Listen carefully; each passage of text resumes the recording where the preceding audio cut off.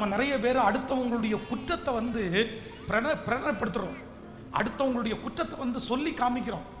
ஆனா உண்மையான நீதிமான் யார் அப்படின்னு சொன்னா, தான் செய்த சகோதரனுடைய குற்றத்தை மற்றவங்களுக்கு முன்னாடி வெளிப்படையா 10 பேருக்கு முன்னாடி காமிக்கிறவங்க கிடையாது. போய் ஒவ்வொரு வீடா சொல்றவங்க கிடையாது.